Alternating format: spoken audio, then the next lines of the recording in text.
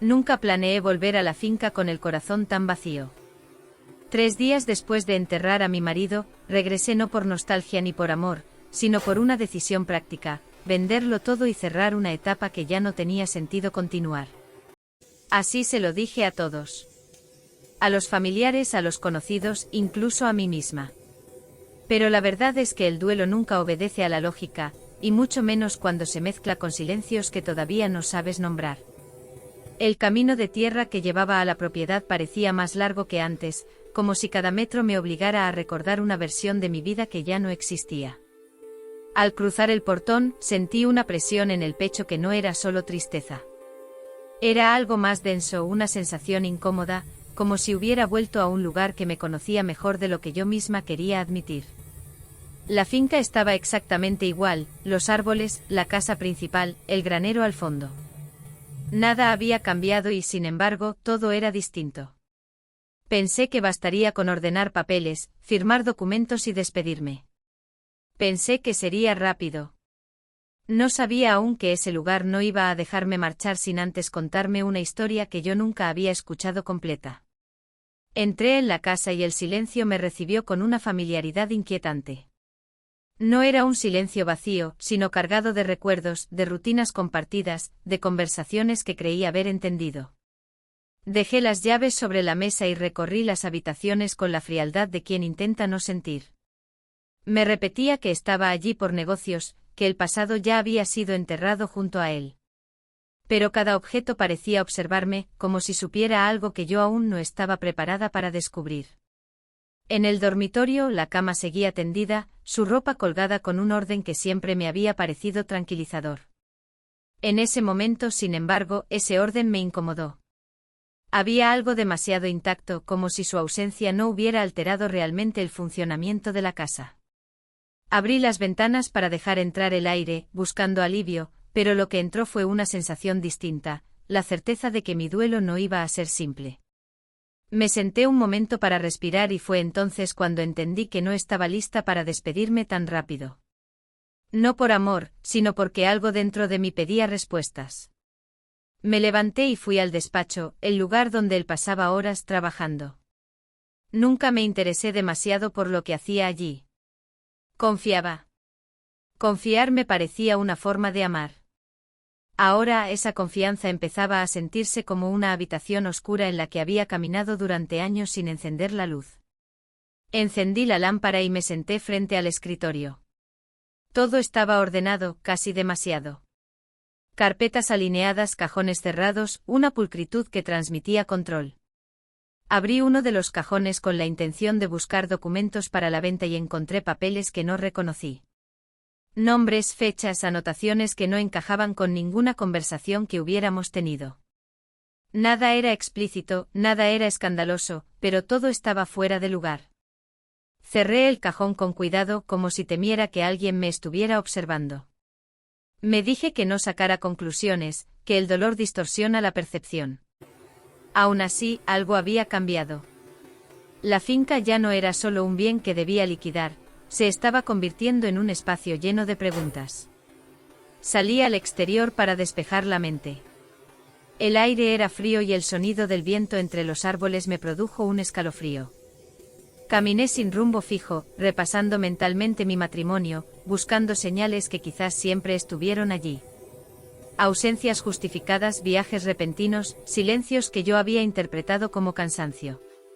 Todo cobraba un sentido distinto ahora que ya no podía preguntarle nada.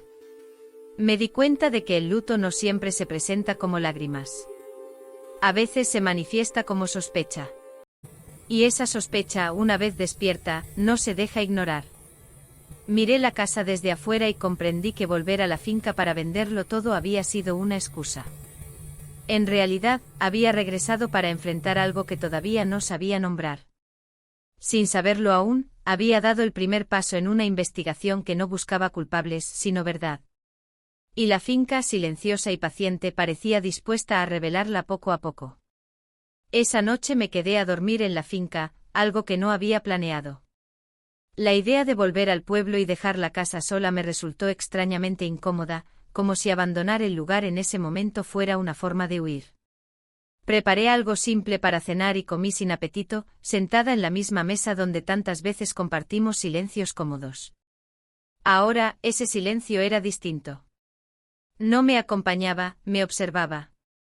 Me acosté temprano, pero el sueño no llegó. Cada ruido de la casa parecía amplificado, cada crujido de la madera me mantenía alerta. No era miedo, era una inquietud persistente, una sensación de que algo estaba incompleto. Al amanecer, me levanté con una decisión que no había formulado conscientemente: antes de vender la finca, necesitaba entenderla. Salí al exterior con una taza de café caliente y caminé hacia el granero. Ese lugar siempre había sido territorio suyo. Yo entraba poco más por respeto que por desinterés. Él decía que allí guardaba herramientas y cosas sin importancia. Al abrir la puerta, el olor a madera y polvo me devolvió recuerdos confusos. La luz de la mañana reveló estanterías ordenadas, cajas etiquetadas con fechas, una organización meticulosa que contrastaba con la idea de simple almacenamiento. Me acerqué a una de las cajas y la abrí. Dentro encontré documentos antiguos, contratos, recibos que no reconocí. Nada ilegal a simple vista, pero sí completamente ajeno a la vida que yo creía conocer. Cerré la caja con cuidado y miré alrededor, consciente de que ese no era un espacio improvisado, sino mantenido con intención. Sentí una punzada de traición, no violenta, sino lenta, como una grieta que se abre sin ruido. Caminé más adentro del granero y encontré un pequeño escritorio, casi oculto, con una silla desgastada. Me senté allí un momento intentando imaginarlo en ese lugar, trabajando en silencio, construyendo una parte de su vida que nunca compartió conmigo. No sentí rabia inmediata, sino una tristeza pesada. Comprendí que el engaño más profundo no siempre se manifiesta como una gran mentira, sino como una acumulación de omisiones. Salí del granero con el corazón acelerado. El café ya estaba frío, pero no me importó. Decidí recorrer el resto de la propiedad con otros ojos. Cada espacio parecía adquirir un nuevo significado. El cobertizo, el viejo establo, incluso el sendero que llevaba al límite de la finca. Todo estaba demasiado cuidado para alguien que, según yo creía, llevaba una vida sencilla. Me crucé con don Ernesto, el capataz, que me saludó con una cordialidad tensa. Su mirada evitó la mía por un segundo más de lo habitual. Le pregunté cómo iban las cosas y respondió que todo estaba como siempre. Esa frase me golpeó con fuerza. Como siempre, ¿para quién? Me despedí sin insistir, pero esa breve interacción confirmó algo que ya empezaba a sospechar: no solo yo estaba fuera de ciertas conversaciones. Volví a la casa y entré en el cuarto que usábamos como oficina secundaria, un espacio que casi nunca utilizábamos. Al abrir un armario encontré carpetas guardadas con extremo cuidado. No eran recientes. Algunas tenían años.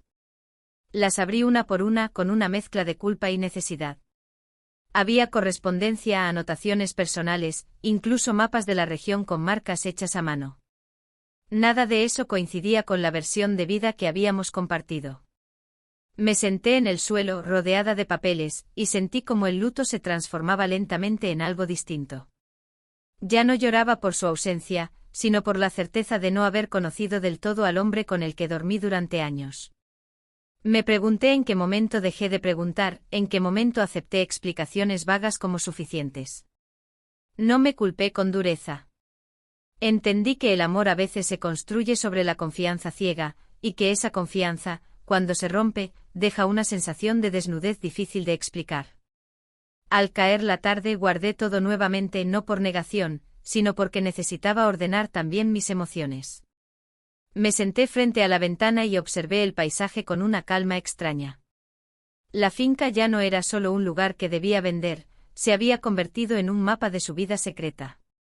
Y yo, sin proponérmelo, estaba siguiendo ese mapa paso a paso.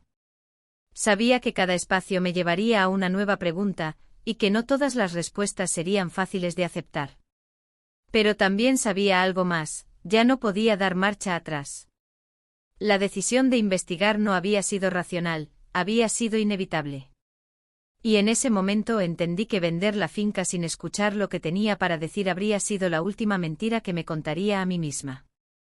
Al tercer día en la finca comprendí que los objetos y los documentos no eran suficientes. Podían sugerir, insinuar, incluso inquietar, pero no explicaban del todo la vida que él había llevado en paralelo. Si quería entender de verdad, tendría que enfrentar algo que había evitado desde el funeral, a las personas. A quienes compartieron con nosotros ese espacio durante años y que, de una forma u otra, habían sido testigos de silencios que yo nunca supe interpretar. Empecé por lo más simple. Llamé a doña Marta, la mujer que llevaba décadas ayudándonos en la casa. Siempre fue discreta, eficiente, casi invisible, como si su presencia estuviera diseñada para no dejar huella. La encontré en la cocina, limpiando con una dedicación que parecía una forma de defensa. Le pregunté cómo estaba. Me respondió que bien, pero su voz tembló apenas. No quise confrontarla de inmediato. Me senté frente a ella y le hablé de mi intención de vender la finca, de cerrar ese capítulo. Observé su reacción con atención. Bajó la mirada, apretó los labios y por un instante pensé que iba a decir algo. Pero no lo hizo. Ese silencio fue más elocuente que cualquier confesión. Le pregunté si había algo que yo necesitara saber antes de tomar una decisión definitiva. Doña Marta respiró hondo y me dijo que no era su lugar hablar, que había prometido discreción. Esa palabra, discreción, resonó en mí con una fuerza inesperada. No insistí. Le agradecí y la dejé sola. No necesitaba que confirmara nada. Su incomodidad ya lo había hecho. Salí de la cocina con una mezcla de tristeza y lucidez. Entendí que el silencio no había sido casual ni individual. Había sido un acuerdo tácito, sostenido por lealtades que no me incluían. Más tarde me encontré nuevamente con don Ernesto. Esta vez no fue un encuentro casual. Lo busqué. Caminamos juntos por la finca, hablando de cosas prácticas al principio, hasta que le pregunté directamente si mi marido había llevado una vida distinta a la que yo conocía. Se detuvo. No respondió de inmediato. Miró alrededor como si las paredes pudieran escuchar. Me dijo que mi marido era un hombre reservado, que siempre había manejado ciertos asuntos por su cuenta. Le pregunté si esos asuntos incluían personas, decisiones, compromisos que yo desconocía. Su silencio fue largo, pesado. Finalmente dijo que no le correspondía hablar, que había cosas que era mejor dejar en el pasado. Esa frase, dicha con buena intención, me provocó una ruptura interna. Comprendí que lo que me pedían no era prudencia, sino resignación. Le agradecí su honestidad parcial y me alejé antes de que mis emociones me traicionaran. Esa tarde caminé sola durante horas. Pensé en cuántas veces había aceptado la idea de que el amor también es respetar límites que no entiendes. Ahora veía con claridad que esos límites habían sido muros. No solo me separaron de una parte de su vida, sino también de mi derecho a elegir con conocimiento. Volví a la casa al anochecer y encontré una carta sobre la mesa. No estaba firmada, pero reconocí la letra. Era suya. No sabía cómo no la había visto antes. La abrí con cuidado, casi con miedo. No era una confesión ni una despedida. Era una nota breve escrita meses atrás, donde hablaba de mantener todo en equilibrio y de proteger lo que importa. No me mencionaba directamente. Eso fue lo que más me dolió. Comprendí que su concepto de protección había sido excluirme. Me senté en el suelo con la carta en la mano y sentí que algo se quebraba definitivamente. No era solo la confianza en él, sino la imagen que yo había construido de nuestro matrimonio. Lloré en silencio, no por rabia, sino por la certeza de haber compartido una vida con alguien que decidió no compartirse del todo. Cuando las lágrimas se agotaron, quedó una calma extraña. Una calma que no traía consuelo, sino determinación. Supe entonces que no estaba investigando para acusarlo ni para justificarlo. Estaba investigando para recuperar mi propia historia. La finca, con cada persona que evitaba mirarme, con cada silencio incómodo, me confirmaba que había vivido rodeada de verdades a medias. Y aunque esa certeza dolía, también me liberaba. Porque ya no podía fingir ignorancia. Ya no podía venderlo todo y marcharme como si nada hubiera pasado. La investigación emocional había cruzado un punto sin retorno. Y por primera vez desde su muerte sentí que estaba empezando a ver con claridad, incluso si esa claridad me obligaba a aceptar que el amor que viví no había sido suficiente para sostener la verdad. Al día siguiente desperté con una claridad incómoda. Ya no podía fingir que lo que estaba ocurriendo era solo una reacción exagerada al duelo. Había demasiadas señales, demasiados silencios compartidos, demasiadas piezas que empezaban a encajar con una lógica cruel. Decidí volver al despacho, no con la ansiedad de quien busca pruebas, sino con la serenidad de quien está preparada para aceptar lo que encuentre. Abrí nuevamente los cajones, las carpetas, revisé cada documento con más atención. Fue entonces cuando encontré algo distinto. Un cuaderno pequeño, de tapas oscuras, escondido detrás de una fila de libros técnicos. No llevaba fecha ni título. Lo abrí despacio. No eran confesiones emocionales ni relatos íntimos, sino registros, lugares, nombres abreviados, horarios, pequeñas anotaciones que solo tienen sentido cuando forman parte de una rutina. Esa regularidad me estremeció. Aquello no era un desliz, ni un error momentáneo. Era una vida organizada en paralelo. Pasé las páginas con cuidado, sintiendo cómo cada línea se convertía en una distancia irreparable entre la mujer que fui y la que estaba empezando a ser. Reconocí algunos lugares de la región, otros no. Reconocí con un nudo en la garganta, fechas en las que yo había estado sola en la finca creyendo que él trabajaba fuera. Cerré el cuaderno y lo apoyé sobre la mesa. No sentí sorpresa. Sentí confirmación. La traición, cuando deja de ser sospecha, no grita, se instala en silencio. Salí al exterior buscando aire. El cielo estaba cubierto y el viento se había vuelto más fuerte. Caminé hasta el límite de la propiedad, siguiendo uno de los senderos menos transitados. Allí encontré una construcción pequeña, casi oculta entre los árboles, que siempre había pasado por alto. Nunca pregunté por ella. Nunca sentí la necesidad. Ahora su presencia me parecía evidente. Empujé la puerta y entré. Dentro había muebles sencillos, ropa guardada, objetos personales que no me pertenecían. Nada era improvisado. Todo estaba dispuesto como si alguien habitara ese espacio con frecuencia. Me apoyé contra la pared, sintiendo que el cuerpo me pesaba más de lo habitual. No había duda posible.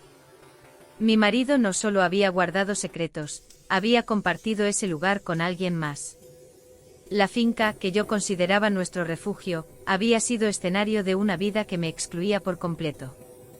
No lloré. No grité. Permanecí allí unos minutos, observando cada detalle con una atención casi clínica. Me di cuenta de que la revelación más dolorosa no era la existencia de otra persona, sino la naturalidad con la que todo había sido integrado a nuestra vida sin que yo lo notara. Volví a la casa con pasos lentos. Me senté en el porche y dejé que la información se asentara.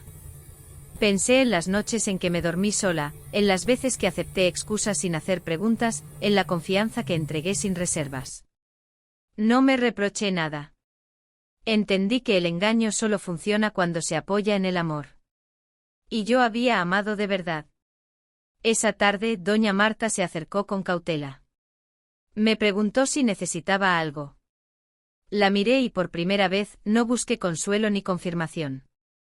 Solo le dije que ya sabía. Sus ojos se llenaron de lágrimas. Asintió en silencio.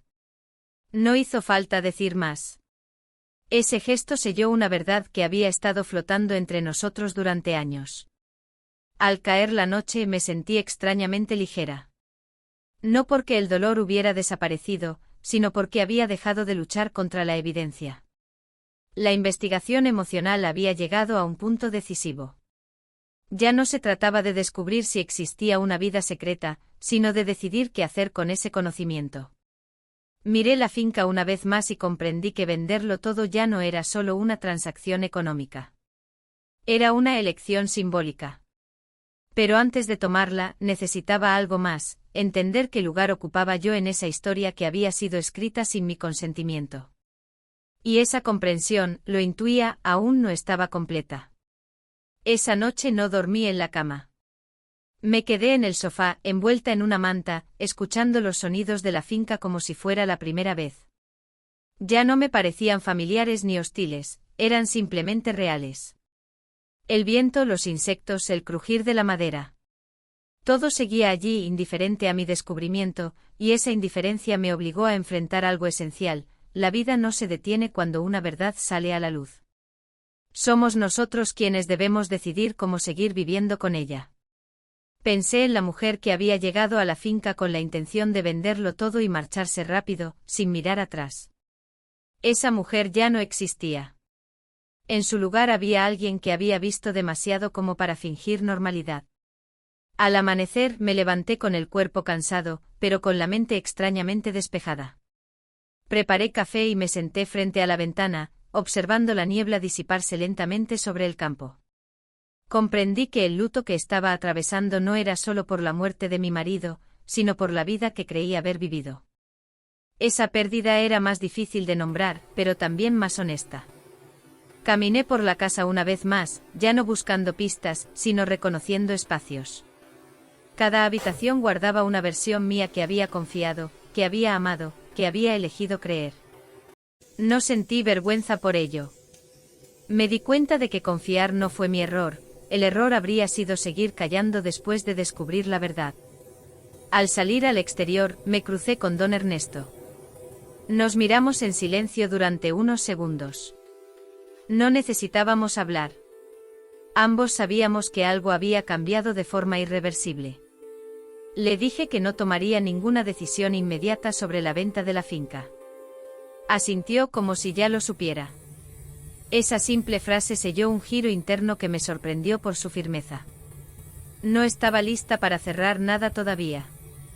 Antes necesitaba entender el alcance completo de la vida que había coexistido con la mía sin tocarla nunca de frente. Me senté en el porche y dejé que el sol de la mañana calentara mi rostro. Pensé en todas las veces que había asociado estabilidad con silencio, amor con paciencia, confianza con no preguntar. Ahora veía con claridad que esas ideas, aunque bien intencionadas, me habían dejado fuera de mi propia historia. La investigación emocional que había comenzado casi por accidente se había convertido en una necesidad. No buscaba venganza ni explicaciones tardías. Buscaba algo más profundo: recuperar el derecho a mirar mi vida sin filtros impuestos por otros. La finca, con cada espacio revelado, me había mostrado no solo quién había sido mi marido, sino también quién había sido yo dentro de esa relación. Y aunque esa revelación dolía, también me ofrecía una oportunidad que no había tenido antes: elegir con conciencia. Al levantarme sentí una determinación tranquila, sin urgencia ni dramatismo. Sabía que lo que vendría no sería fácil. Había preguntas que aún no tenían respuesta, personas que evitarían hablar, verdades que seguirían escondidas en los márgenes. Pero también sabía algo fundamental: ya no podía ni quería volver atrás. La vida secreta de mi marido había salido a la superficie, y con ella, una parte de mí que se había mantenido en silencio durante años. La parte 01 de esta historia terminaba allí, no con una conclusión, sino con una apertura. Porque volver a la finca para venderlo todo había sido solo el comienzo. Lo que seguía era más complejo, más incómodo y al mismo tiempo más honesto. Y por primera vez desde su muerte sentí que no estaba huyendo del pasado, sino caminando directamente hacia mi propia verdad. Creí que descubrir la vida secreta de mi marido sería el punto más doloroso de esta historia. Me equivoqué. Porque hay verdades que no hieren solo por lo que revelan, sino por todo lo que obligan a replantear después. Aquella mañana, sentada en el porche de la finca, entendí que ya no se trataba de vender una propiedad ni de cerrar un capítulo incómodo. Se trataba de enfrentar las consecuencias de haber vivido durante años dentro de una realidad cuidadosamente incompleta. Y cuando una mentira se sostiene tanto tiempo, su derrumbe no es silencioso, arrastra consigo vínculos, certezas y decisiones que parecían firmes. Si has llegado hasta aquí, quédate, porque a partir de este momento la historia deja de ser solo una investigación emocional y se convierte en una prueba de resistencia interior. Los días siguientes fueron extrañamente densos. No ocurrió nada espectacular, pero todo parecía cargado de una tensión invisible. Los trabajadores se movían con cautela, como si temieran decir algo fuera de lugar. Las conversaciones se volvían breves, medidas. Yo, en cambio, sentía una necesidad urgente de seguir adelante, de no quedarme atrapada en la parálisis que suele acompañar a las grandes revelaciones. Decidí empezar por lo más evidente, ordenar todo lo que había encontrado. Volví al despacho y extendí los documentos sobre la mesa, no como quien busca acusar, sino como quien intenta reconstruir una historia fragmentada. Fechas, nombres, lugares. Poco a poco el mapa de su vida paralela empezó a adquirir coherencia. Comprendí que no había improvisación. Cada ausencia, cada excusa, cada silencio había sido parte de una estructura pensada para mantenerse invisible. Esa constatación me produjo una tristeza profunda, más que rabia. No había sido un error puntual, había sido una elección sostenida. Salí a caminar para despejar la mente y me encontré nuevamente con don Ernesto. Esta vez no esquivó mi mirada. Me dijo que necesitábamos hablar. Nos sentamos bajo un árbol, lejos de la casa. Su voz era baja, cansada.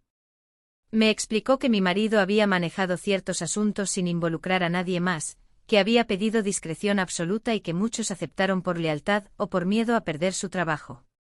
Le pregunté si sabía de la otra vida, de la otra persona. Asintió en silencio. No intentó justificarse. Me dijo algo que me marcó profundamente: usted siempre fue respetada, pero nunca fue incluida. Esa frase resonó en mí con una claridad brutal. Comprendí que el respeto sin inclusión es otra forma de exclusión. Agradecí su sinceridad y me levanté. No sentí alivio, pero sí una confirmación que necesitaba. Si crees que esta revelación aclaró las cosas, espera a descubrir cómo la vida secreta de mi marido empezaba a afectar directamente mis decisiones presentes. Esa tarde recibí una llamada inesperada. Era el abogado que había llevado algunos asuntos de la finca en el pasado. Me habló con un tono cuidadoso, casi ensayado. Me dijo que había escuchado que yo estaba revisando documentos antiguos y que quizás sería prudente no remover ciertos temas. Le pregunté directamente qué temas. Dudó. Luego respondió que había compromisos, acuerdos no escritos, equilibrios que podrían romperse. Escuché sin interrumpir. Al colgar sentí por primera vez una señal clara de advertencia. No era una amenaza explícita, pero sí una invitación al silencio. Me di cuenta de que la vida secreta de mi marido no había terminado con su muerte. Seguía proyectando sombras sobre mi presente. Esa noche apenas dormí. Pensé en lo que significaba seguir adelante con la investigación. No solo enfrentaría el dolor del engaño, sino también resistencias externas, incomodidades, quizás conflictos que yo nunca había buscado. Aún así, algo dentro de mí se negaba a retroceder. Comprendí que callar ahora sería traicionarme por segunda vez. Al amanecer, tomé una decisión que cambiaría el curso de todo. Antes de vender la finca, entendería completamente que había sostenido esa vida paralela y quiénes habían sido parte de ella, directa o indirectamente. No para juzgar, sino para decidir con verdad. Mientras el sol comenzaba a iluminar los campos, sentí una mezcla de miedo y determinación. La investigación emocional había dado paso a algo más profundo. Ya no buscaba solo respuestas sobre mi marido, sino sobre la mujer que yo sería a partir de ese descubrimiento. Los días posteriores a esa decisión se convirtieron en una rutina extraña, casi ritual.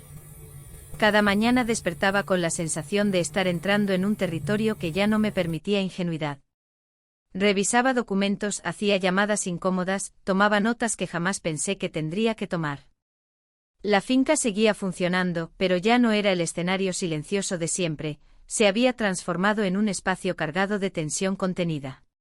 Empecé a notar pequeños cambios, proveedores que tardaban en responder, personas que evitaban encuentros directos, miradas que se apartaban con rapidez. No necesitaba confirmación para entender lo que estaba ocurriendo. Mi decisión de no vender de inmediato había sido interpretada como una amenaza al equilibrio que otros preferían mantener intacto. Una tarde decidí visitar el pueblo.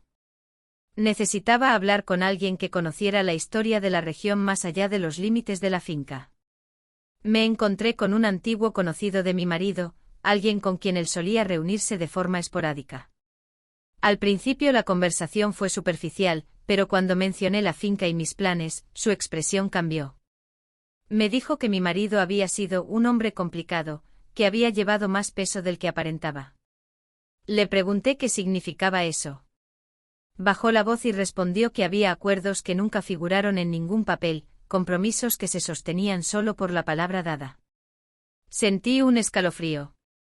Comprendí que estaba tocando una red de silencios mucho más amplia de lo que había imaginado. No insistí. Agradecí la charla y me fui consciente de que cada conversación dejaba una marca, incluso cuando no ofrecía respuestas claras. Si crees que estas conversaciones solo añadían confusión, espera a ver qué descubrí cuando empecé a seguir las ausencias de mi marido en el tiempo. De regreso en la finca, decidí reconstruir su calendario de los últimos años. Me senté frente a una pared vacía y comencé a marcar fechas, viajes, reuniones, noches en que dijo trabajar hasta tarde. Al hacerlo, noté patrones que antes me habían pasado desapercibidos. Ausencias regulares, siempre en los mismos periodos.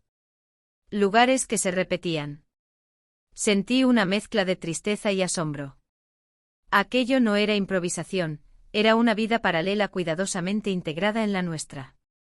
Me pregunté cómo había logrado sostenerla sin que yo sospechara antes. La respuesta fue dolorosamente simple, porque yo confiaba. Esa confianza, lejos de ser ingenua, había sido la base de nuestra convivencia. Ahora, verla utilizada como cobertura me producía una sensación de desamparo difícil de describir.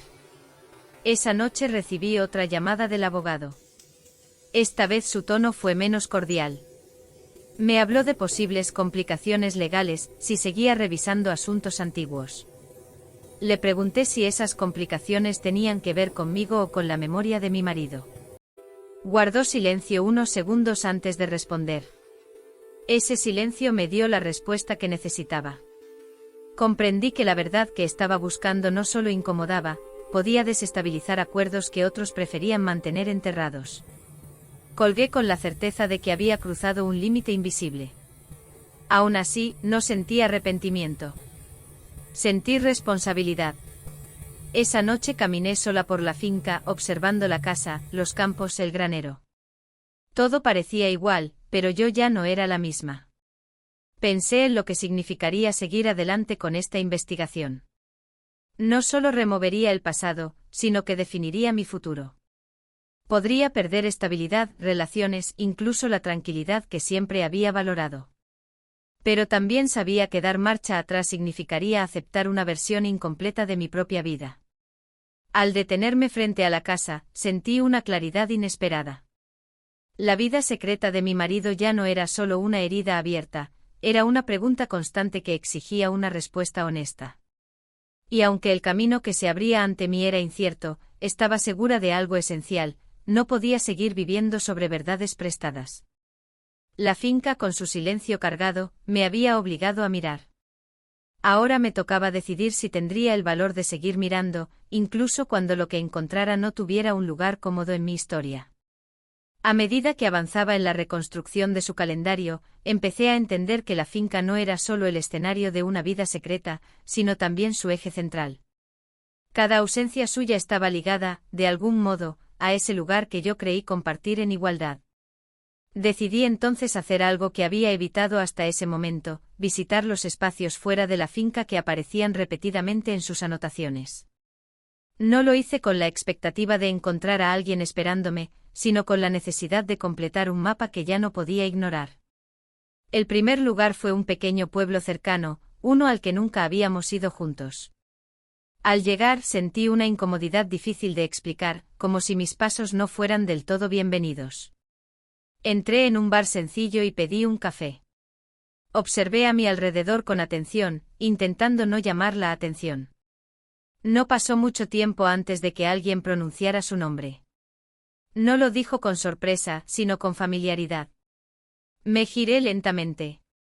Era una mujer de mediana edad, mirada directa, sin rastro de hostilidad. Se presentó como alguien que había conocido bien a mi marido. No preguntó quién era yo, lo sabía. Ese reconocimiento silencioso me golpeó con fuerza. Salimos a conversar afuera, lejos del ruido. Me habló sin rodeos. Dijo que él había sido una presencia constante en ese pueblo durante años, que no se escondía, que actuaba como alguien que tenía allí una vida legítima. Escuchar eso fue como sentir que el suelo se desplazaba bajo mis pies. No me habló de romance de inmediato, sino de rutinas, de compromisos, de decisiones compartidas. Comprendí que la vida secreta de mi marido no había sido solo un refugio ocasional, sino una identidad paralela sostenida en el tiempo. Le pregunté por qué nadie me había dicho nada. Su respuesta fue simple y devastadora, porque él nunca habló de mí como alguien que debía saber. Agradecí su franqueza y me despedí con una sensación de vacío que no se parecía a nada que hubiera sentido antes. Si crees que este encuentro fue el más doloroso, espera a descubrir qué ocurrió cuando regresé a la finca con esa información. El viaje de regreso fue silencioso. No lloré. No grité. Me limité a conducir, dejando que cada palabra escuchada encontrara su lugar dentro de mí. Al llegar a la finca, sentí que algo había cambiado de forma definitiva. Ya no estaba investigando para entender, estaba enfrentando una realidad que exigía una respuesta. Busqué a doña Marta. Le conté sin detalles que había hablado con personas fuera, que había confirmado mis sospechas. Ella rompió en llanto. Me pidió perdón, no por lo ocurrido, sino por no haber tenido el valor de hablar antes. Me dijo que mi marido había sido claro en mantener mundos separados, que creía estar protegiéndome. Esa palabra volvió a aparecer, cargada ahora de un significado insoportable. Protegerme había significado excluirme de decisiones fundamentales sobre mi propia vida. Salí de la cocina con una calma tensa. Me di cuenta de que el amor que había vivido no había sido falso, pero sí incompleto. Esa noche reuní todos los documentos, cartas y anotaciones en una sola caja. No como un acto de negación, sino como una forma de ordenar el caos. Me senté frente a la caja y pensé en lo que haría a continuación. La venta de la finca ya no era una cuestión económica. Era una decisión existencial. Permanecer allí significaba seguir caminando sobre capas de una vida que no había sido mía. Irme significaba renunciar a respuestas que quizás nunca llegarían. Ninguna opción era cómoda. Antes de dormir, escribí en un cuaderno una pregunta que me acompañaría durante días: ¿qué hago con una verdad que llegó demasiado tarde? Al cerrar los ojos sentí por primera vez una tristeza distinta, más profunda, pero también más honesta. Ya no lloraba por él. Lloraba por mí, por la mujer que había confiado sin reservas y que ahora debía reconstruirse desde un lugar completamente nuevo. La investigación emocional había cruzado otro umbral. Y aunque el dolor era intenso, también sentía algo que no esperaba, una claridad que comenzaba a liberarme de la necesidad de justificar lo injustificable. La finca, una vez más, me obligaba a elegir entre quedarme atrapada en una historia ajena o empezar, por fin, a escribir la mía. Volví a despertar antes del amanecer, con la sensación de que el tiempo ya no estaba de mi lado. No porque alguien me persiguiera, sino porque la verdad, una vez conocida, no permite pausas largas. Permanecer en la finca sin decidir nada comenzaba a parecerme otra forma de huida.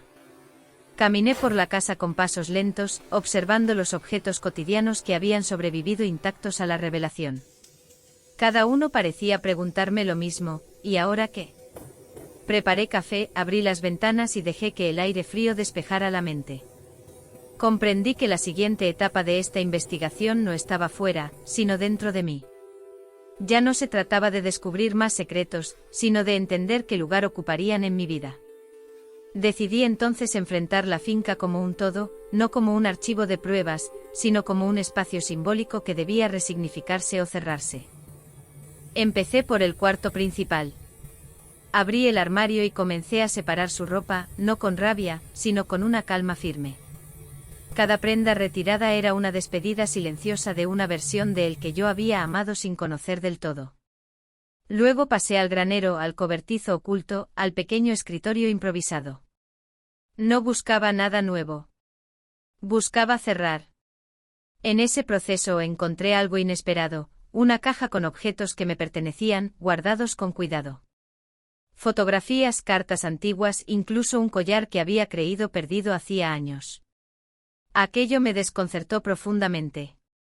Comprendí que, a su manera torcida, él había intentado preservar una imagen mía separada de su otra vida. Esa revelación no lo redimía, pero añadía complejidad a la herida. Sentí una mezcla de tristeza y liberación.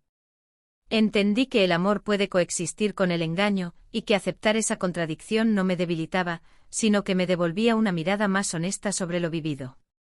Si crees que este descubrimiento suavizó el dolor, espera a saber qué decisión tomé cuando entendí que la finca ya no podía ser neutral. Al mediodía reuní a don Ernesto y a doña Marta. No para interrogarlos, sino para hablar con claridad. Les dije que estaba considerando seriamente vender la finca y marcharme. Ambos reaccionaron con emociones distintas. Doña Marta lloró en silencio, don Ernesto asintió con respeto. Me dijeron que entendían, que el lugar estaba cargado de demasiada historia. Les agradecí su honestidad y les aseguré que haría todo de manera justa. Al quedarme sola nuevamente sentí el peso real de esa decisión. Vender la finca no era solo desprenderme de una propiedad, era renunciar a la última conexión tangible con una vida que había dejado de existir. Esa tarde recibí otra llamada del abogado. Esta vez no intentó disuadirme. Me dijo que si decidía vender debía hacerlo con cuidado, porque había intereses cruzados, compromisos que podrían salir a la luz. Escuché con atención. Comprendí que mi elección tendría consecuencias que irían más allá de lo personal. Aún así, no sentí miedo. Sentí coherencia. Esa noche, sentada en el porche, miré el horizonte con una calma que no había sentido antes. Pensé en la mujer que había llegado allí con la intención de vender todo y huir rápidamente. Esa mujer ya no existía. En su lugar había alguien que había mirado de frente una verdad incómoda y que ahora estaba lista para elegir sin engañarse. Me di cuenta de que la finca no tenía que ser un lugar de castigo ni de nostalgia eterna. Podía ser simplemente un capítulo cerrado con dignidad. Antes de entrar a la casa, tomé una decisión silenciosa. Avanzaría hacia la venta, no como una derrota, sino como un acto de liberación consciente. Sabía que aún quedaban obstáculos, personas que intentarían intervenir, preguntas que no tendrían respuesta inmediata. Pero también sabía que permanecer allí ya no me ofrecía nada que no fuera repetición del dolor. La investigación emocional había cumplido su propósito. Ahora comenzaba otra etapa, más difícil quizás, pero también más honesta, la de soltar sin negarme a mí misma. Y con esa determinación, supe que estaba lista para enfrentar lo que vendría a continuación. La decisión de vender la finca no tardó en producir efectos. Lo que hasta entonces había sido una tensión silenciosa empezó a manifestarse de formas más explícitas. Personas que nunca se habían interesado por mis decisiones comenzaron a llamar, a sugerir, a aconsejar. Algunos lo hacían con un tono amable, otros con una cortesía forzada que dejaba entrever incomodidad. Comprendí que la finca no era solo un espacio cargado de memoria personal, sino también un punto de equilibrio para intereses que yo apenas empezaba a entender. Esa constatación no me hizo retroceder, al contrario, confirmó que mi elección había sido necesaria. Empecé a recibir visitas de posibles compradores, acompañadas siempre de comentarios ambiguos sobre el momento oportuno para vender, sobre la conveniencia de no remover ciertos asuntos del pasado. Escuchaba sin discutir, consciente de que cada palabra revelaba más de lo que intentaba ocultar. Una tarde uno de esos encuentros se tornó especialmente incómodo. Un hombre que decía representar a un grupo interesado en la propiedad insinuó que sería mejor cerrar el trato rápidamente, antes de que complicaciones innecesarias aparecieran. Le respondí con calma que no tenía prisa. Su mirada cambió. En ese instante comprendí que la resistencia ya no era emocional, era estratégica. Si crees que la presión terminó ahí, espera a descubrir qué ocurrió cuando me negué a vender bajo condiciones impuestas. Al finalizar esa reunión, sentí un cansancio profundo, pero también una firmeza nueva. Ya no estaba dispuesta a permitir que otros dirigieran mis decisiones desde el miedo. Llamé a mi abogada y le pedí que revisara cada propuesta con detalle. No aceptaría atajos ni acuerdos opacos. Esa noche, al repasar los documentos, entendí que vender la finca de forma transparente implicaría sacar a la luz ciertos movimientos del pasado de mi marido. Esa posibilidad, lejos de asustarme, me pareció coherente. No buscaba exponerlo ni vengarme, buscaba no seguir sosteniendo silencios que no me pertenecían.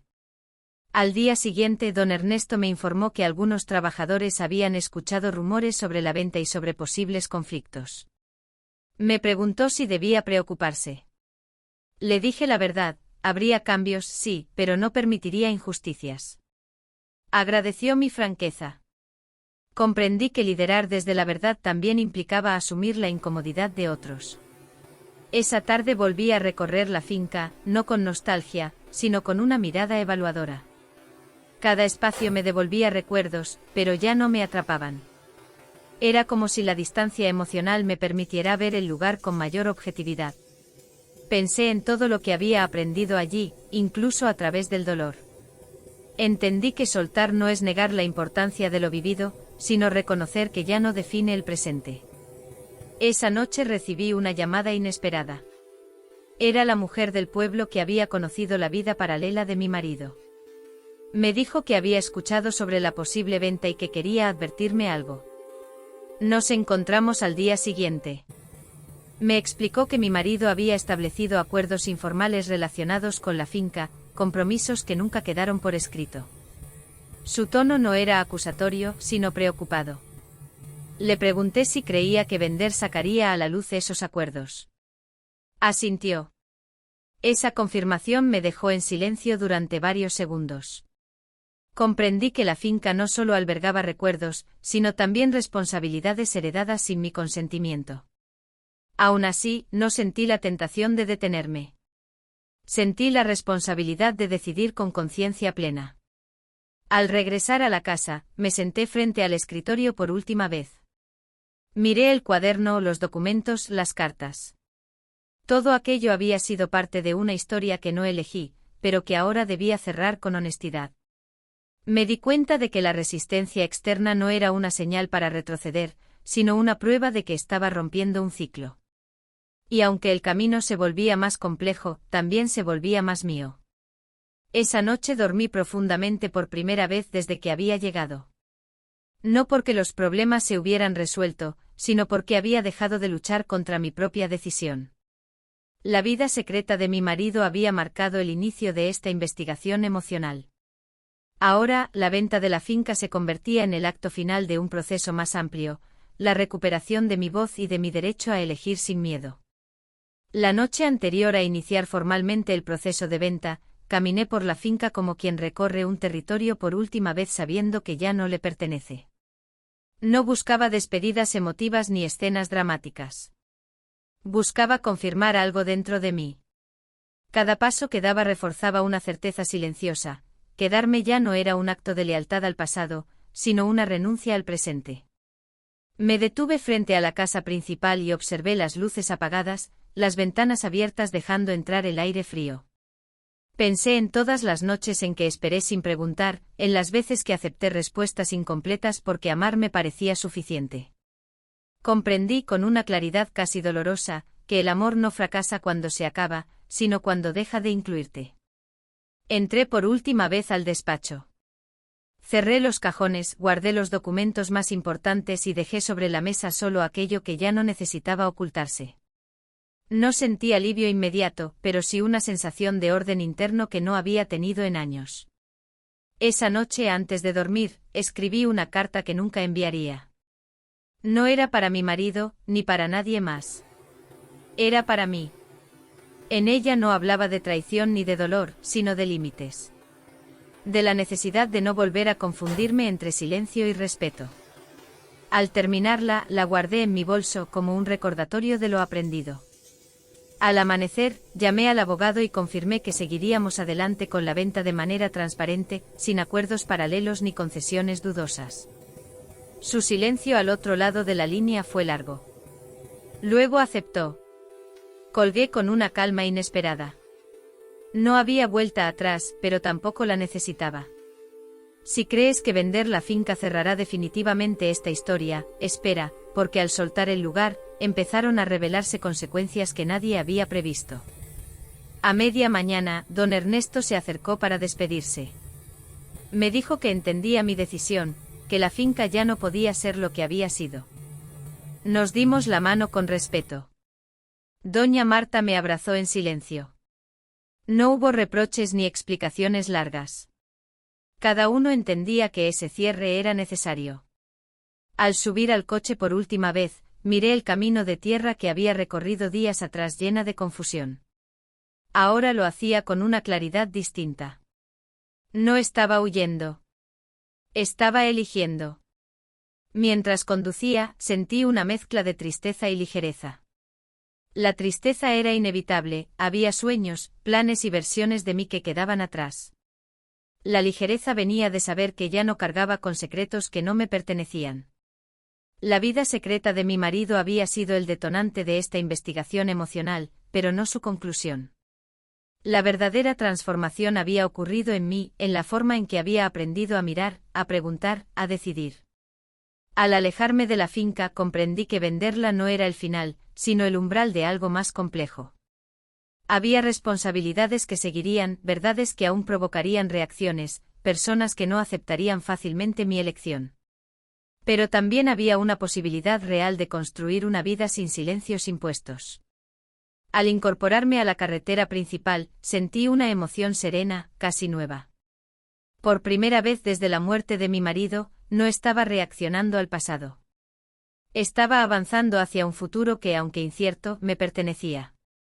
La parte 02 de esta historia terminaba allí, no con una resolución completa, sino con una ruptura definitiva. Porque soltar la finca no había cerrado la herida, pero había detenido el sangrado.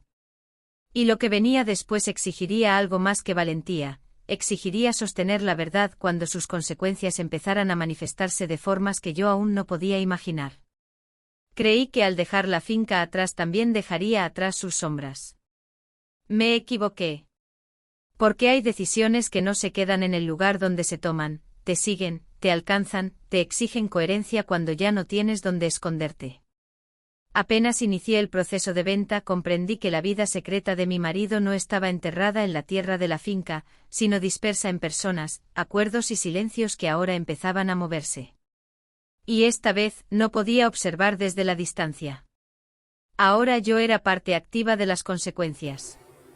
Si has llegado hasta aquí, quédate porque a partir de este momento la historia deja de ser íntima y se vuelve pública, y no todas las verdades sobreviven cuando salen al exterior. Los primeros avisos llegaron de manera discreta. Correos formales, solicitudes de reunión, preguntas que parecían inocentes, pero que escondían una inquietud evidente. Personas que nunca habían tenido interés en mi opinión ahora querían asegurarse de que todo se hiciera correctamente. Entendí rápidamente que no se trataba de ayudarme, sino de vigilarme. Cada paso que daba era observado, cada decisión comentada en espacios a los que yo no tenía acceso. Esa sensación de exposición me resultó incómoda, pero no inesperada. Ya había aprendido que cuando el silencio se rompe, quienes se beneficiaban de él reaccionan. Me reuní con mi abogada y le pedí absoluta transparencia. No quería sorpresas ni atajos. Ella fue clara, el proceso podía destapar responsabilidades que muchos preferían mantener ocultas. Asentí sin dudar. No había iniciado este camino para detenerme a mitad.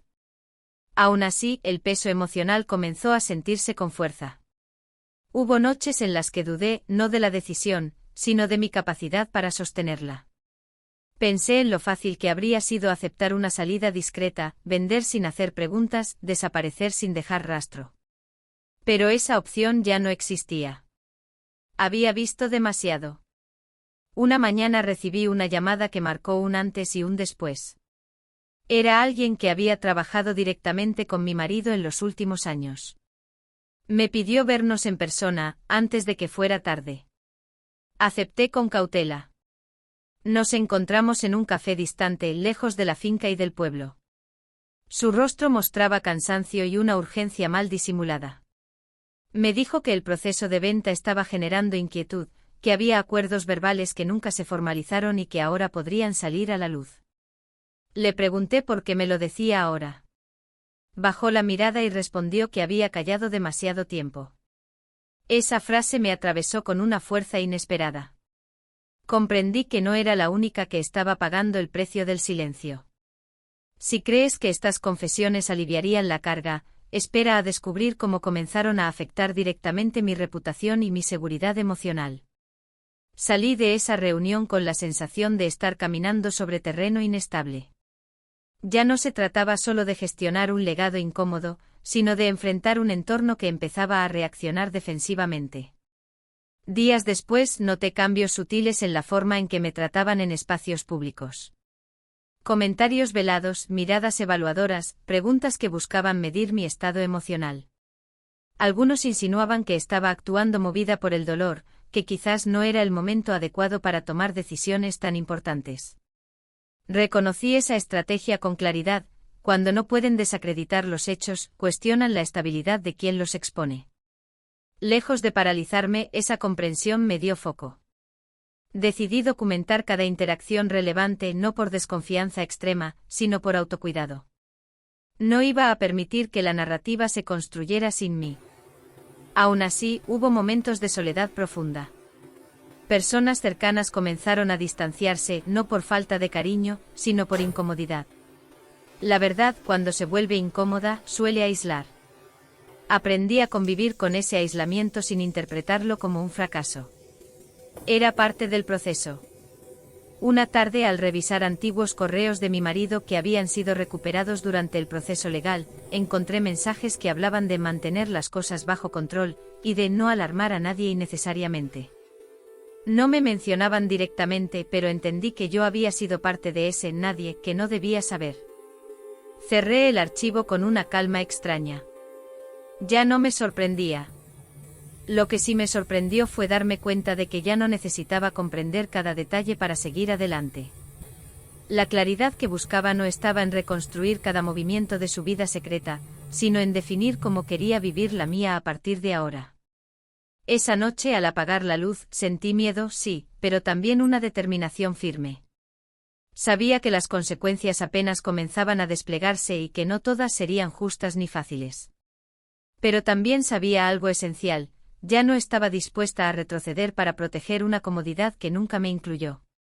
La parte 03 de esta historia empezaba allí, en el punto donde decir la verdad dejaba de ser un acto íntimo y se convertía en una postura frente al mundo. Y esa postura, aunque solitaria, comenzaba a redefinirme por completo. Las consecuencias no llegaron de golpe, sino como una marea lenta que empieza tocando los tobillos antes de intentar arrastrarte. Al principio fueron comentarios aislados, opiniones disfrazadas de preocupación, consejos que nadie me había pedido pero que todos parecían ansiosos por ofrecer. Tal vez deberías tomarte más tiempo, no es bueno decidir tan pronto después de una pérdida, piensa en la imagen de tu marido. Escuchaba todo con una atención tranquila, casi distante. Comprendí que esas frases no hablaban de mí, sino del miedo de los otros a que la verdad se volviera incómoda para todos. A medida que avanzaba el proceso, comenzaron a llegar solicitudes formales de información, pedidos de aclaración sobre decisiones que yo aún no había tomado. No eran ilegales ni agresivos, pero sí insistentes. La sensación de estar bajo observación se volvió constante. Empecé a notar cómo mis palabras eran interpretadas, cómo cada silencio era leído como una estrategia. Esa vigilancia invisible desgasta más que una confrontación directa. Hubo días en que el cansancio me hizo dudar, no de la verdad, sino de mi resistencia. Me pregunté si realmente valía la pena sostener todo aquello sola. Pero cada vez que esa duda aparecía, recordaba el precio que ya había pagado por callar. Y ese recuerdo era suficiente para seguir. Una tarde recibí una invitación a una reunión informal. Sabía que no lo era. Acepté igualmente. Al llegar, me encontré con personas que habían orbitado alrededor de la finca durante años sin mostrarse demasiado. Sus palabras fueron cuidadosas, medidas. Hablaron de estabilidad, de continuidad, de la importancia de no romper equilibrios. Cuando llegó mi turno de hablar, no hice discursos. Dije algo simple, que no estaba dispuesta a sostener acuerdos que desconocía ni silencios que no había elegido. El ambiente se tensó. Comprendí que esa claridad, lejos de tranquilizar, incomodaba profundamente. Si crees que esa reunión marcó un límite, espera a descubrir cómo la presión comenzó a trasladarse del ámbito social al personal. Después de ese encuentro, las cosas cambiaron. No de forma explícita, pero sí perceptible. Algunas personas dejaron de responder mensajes, otras empezaron a cuestionar mis decisiones de manera más directa. Se insinuó que yo estaba actuando desde el resentimiento, que no tenía una visión completa de la situación. Esa narrativa cuidadosamente construida buscaba algo muy concreto, desacreditar mi posición sin refutar los hechos. Al reconocerla, sentí una mezcla de indignación y lucidez. Ya había visto ese mecanismo antes.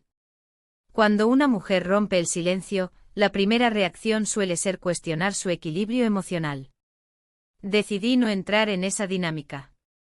Me apoyé en datos, en procesos claros, en asesoría profesional. Pero el impacto emocional era innegable. Hubo noches en que me sentí profundamente sola, aislada incluso de personas que antes consideraba cercanas. No por falta de cariño, sino por miedo. El miedo, aprendí, también es contagioso. Una mañana recibí un mensaje que me hizo detenerme. Alguien me advertía, sin amenazas directas, que estaba exponiéndome innecesariamente. Leí esas palabras varias veces. No respondí. Comprendí que el objetivo ya no era convencerme, sino intimidarme. Esa comprensión, lejos de paralizarme, me llevó a reforzar mis límites. Hablé con mi abogada, documenté cada interacción, cuidé mis rutinas. No por paranoia, sino por respeto hacia mí misma. Esa misma tarde, al revisar un nuevo lote de documentos relacionados con la finca, encontré correspondencia que sugería responsabilidades compartidas en decisiones pasadas. Nada ilegal a primera vista, pero sí comprometedor. Comprendí que mi marido no había actuado solo y que al avanzar con transparencia, estaba tocando intereses más amplios. Esa certeza me produjo un vértigo momentáneo. No porque quisiera retroceder, sino porque entendí la magnitud de lo que estaba enfrentando. Antes de dormir, escribí una frase en mi cuaderno: no todas las consecuencias son castigos, algunas son pruebas. Al cerrar los ojos sentí una calma extraña. Sabía que el camino se volvería más empinado, que la presión no disminuiría pronto. Pero también sabía algo fundamental: ya no estaba viviendo para sostener una imagen ajena. Estaba viviendo para sostener mi propia coherencia. Y esa coherencia, aunque exigente, empezaba a convertirse en mi mayor protección. Las consecuencias dejaron de ser insinuaciones cuando entendí que ya no se discutía solo lo que había pasado, sino quién tenía derecho a contarlo. Una mañana recibí una notificación formal solicitando aclaraciones sobre decisiones antiguas vinculadas a la finca. No era una acusación directa, pero sí un intento evidente de trasladar el foco hacia mí. Leí el documento con atención, sin la prisa que antes me habría provocado ansiedad. Comprendí de inmediato la lógica detrás de ese movimiento: si lograban convertirme en el problema, la verdad perdería fuerza. Llamé a mi abogada y seguimos cada paso con precisión. No improvisar se había convertido en una forma de resistencia. Aún así, el impacto emocional fue real. Sentí el peso de una exposición que no había buscado, de una responsabilidad que había heredado sin consentimiento. Me pregunté cuántas veces más tendría que justificar decisiones que solo estaba tomando para no seguir viviendo sobre silencios ajenos. Esa pregunta me acompañó durante días. En ese tiempo, algunas personas comenzaron a acercarse con historias propias. Relatos de acuerdos verbales, de favores cruzados, de decisiones tomadas por el bien de todos. Escuché sin interrumpir, consciente de que cada testimonio añadía capas a una estructura que había funcionado precisamente porque nadie la cuestionaba. Me di cuenta de que la vida secreta de mi marido no era una anomalía aislada, sino parte de una cultura donde callar era más seguro que hablar. Esa comprensión no alivió el dolor, pero lo hizo más inteligible. Una tarde, mientras revisaba documentos, encontré una nota escrita por el que nunca había visto. No hablaba de la otra vida, ni de la finca, sino del miedo a perder el control.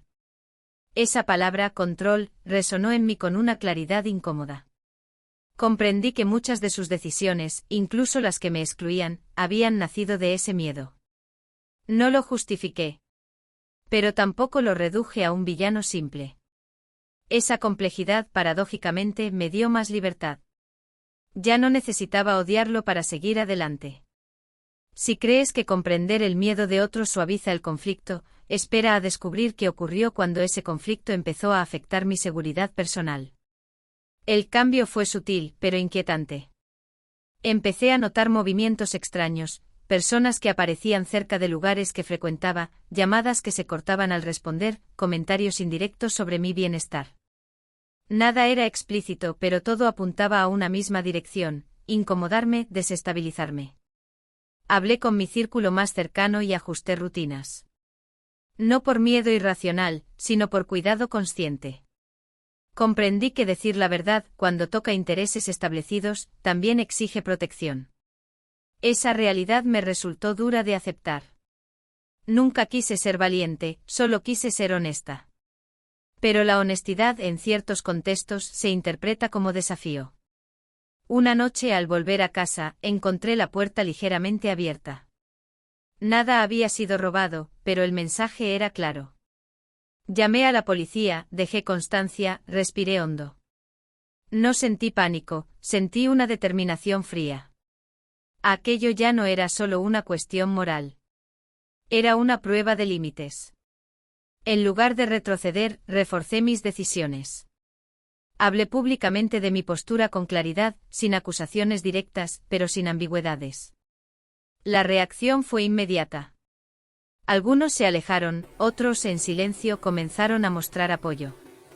Comprendí entonces que la verdad no genera unanimidad, pero sí revela posiciones. Esa revelación, aunque dolorosa, me permitió ver con quién podía contar realmente. Antes de dormir, escribí otra nota para mí misma: no confundas tranquilidad con sumisión. Cerré el cuaderno y sentí una calma tensa, pero firme. Sabía que el conflicto había alcanzado un punto donde ya no era posible volver atrás. Y aunque el camino por delante prometía más resistencia, también prometía algo que había estado ausente durante mucho tiempo: una vida elegida con plena conciencia. La parte 03 avanzaba hacia su núcleo más difícil.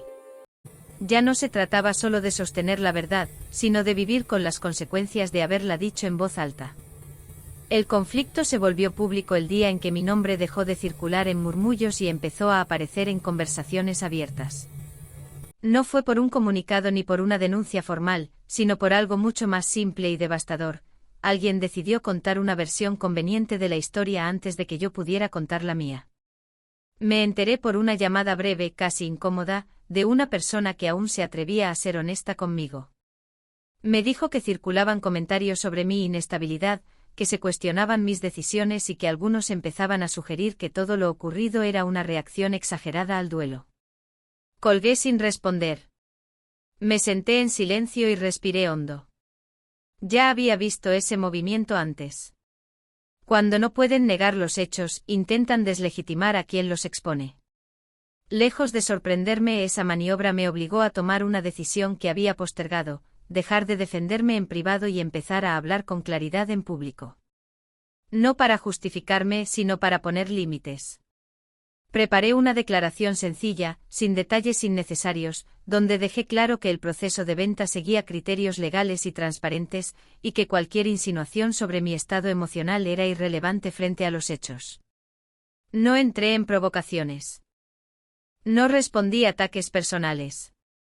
Me limité a afirmar mi postura. La reacción fue inmediata. Algunos interpretaron mi silencio anterior como debilidad, ahora lo interpretaban como desafío. Entendí que a partir de ese momento cada palabra mía sería observada con lupa. Esa exposición me produjo un cansancio profundo, pero también una sensación extraña de alivio. Ya no tenía que explicar nada en pasillos ni en conversaciones a medias. Todo estaba dicho. Días después recibí apoyo inesperado. Personas que habían vivido situaciones similares se acercaron con mensajes breves, casi tímidos. No buscaban detalles ni escándalo. Solo querían decirme que entendían. Ese apoyo silencioso me sostuvo más de lo que imaginé. Si crees que hablar públicamente trajo calma, espera a descubrir qué ocurrió cuando esa visibilidad empezó a generar consecuencias legales reales. La calma duró poco. Una semana después, llegó una notificación formal solicitando mi presencia para aclarar asuntos vinculados a la gestión pasada de la finca. No era una acusación directa, pero sí una señal clara de escalada. Me reuní con mi abogada y analizamos cada punto con frialdad. Entendí que el objetivo no era esclarecer, sino presionar. Aún así, acepté. No tenía nada que ocultar. El día de la reunión sentí una tensión física que no había experimentado antes. No por miedo a la verdad, sino por la carga simbólica del momento. Estar allí significaba asumir públicamente una historia que no había elegido, pero que ahora debía sostener con dignidad. Respondí con precisión, me mantuve fiel a los hechos y evité interpretaciones emocionales. Al salir, sentí un temblor en las manos que no intenté ocultar. Era la reacción natural de un cuerpo que había estado en alerta durante demasiado tiempo. Esa noche apenas dormí. No por ansiedad, sino por una mezcla de agotamiento y lucidez extrema.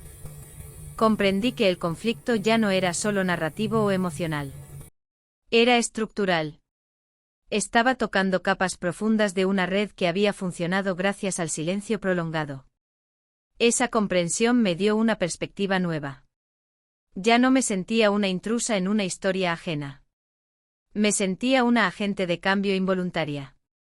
No porque quisiera transformar nada, sino porque al negarme a callar había alterado un equilibrio artificial. Al amanecer, escribí en mi cuaderno algo que se volvió central para mí: no soy responsable de la incomodidad que genera la verdad. Cerré el cuaderno con una calma firme. Sabía que lo que venía sería aún más exigente. Pero también sabía que ya había cruzado el punto donde retroceder era posible. La parte 03 avanzaba hacia un terreno donde las consecuencias dejarían de ser simbólicas para volverse concretas. Y aunque el costo era alto, empezaba a comprender que sostener mi voz tenía un valor que ninguna comodidad perdida podía reemplazar. La presión alcanzó su punto más alto cuando entendí que ya no se trataba de desacreditarme, sino de cansarme. Los mensajes se volvieron más frecuentes, las reuniones más tensas, los plazos más ajustados. Todo parecía diseñado para empujarme al agotamiento, para hacerme dudar de mi propia resistencia. Hubo días en que sentí el cuerpo responder antes que la mente, dolores persistentes, dificultad para dormir, una fatiga que no se iba con el descanso. Comprendí que la lucha ya no era solo externa, se estaba librando dentro de mí. Y fue en ese terreno íntimo donde tuve que tomar la decisión más difícil: no endurecerme. Resistir no significaba volverme insensible. Significaba cuidar mi humanidad en medio del conflicto. Empecé a establecer límites claros, no solo legales, sino personales. Reduje encuentros innecesarios, delegué tareas, me permití pausas sin culpa. Esa elección, lejos de debilitarme, me devolvió una energía que creí perdida. Aún así, el entorno no aflojó. Una tarde recibí una propuesta directa: cerrar el proceso con rapidez a cambio de tranquilidad. No era una amenaza, pero tampoco una oferta inocente. La leí varias veces antes de responder. Mi respuesta fue breve y clara: no. Colgué con una calma que me sorprendió. Por primera vez, rechazar el silencio no me costó esfuerzo. Era una consecuencia natural de todo lo que había aprendido. Si crees que decir no fue suficiente para frenar la presión, espera a descubrir qué ocurrió cuando esa negativa cambió por completo la dinámica del conflicto. Después de esa respuesta, algo se reconfiguró. Las tácticas se volvieron más evidentes, menos cuidadosas. Ya no se intentaba convencerme, se buscaba exponerme.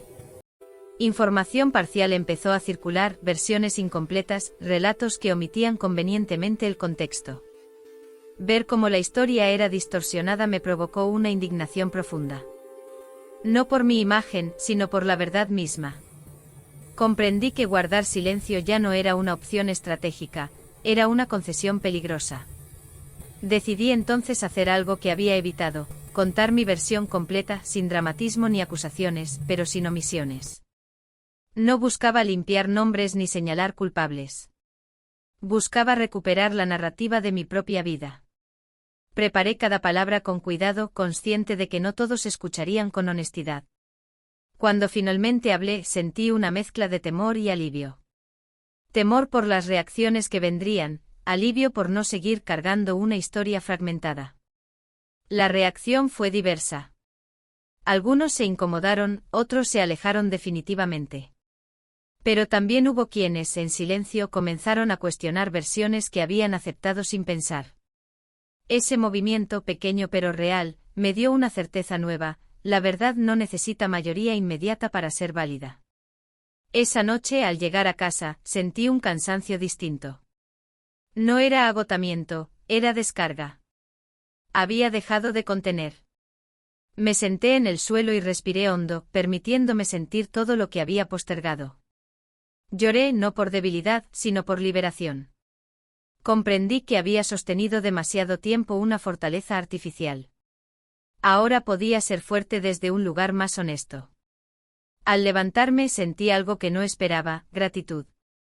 Gratitud por haber tenido el coraje de no negociar conmigo misma.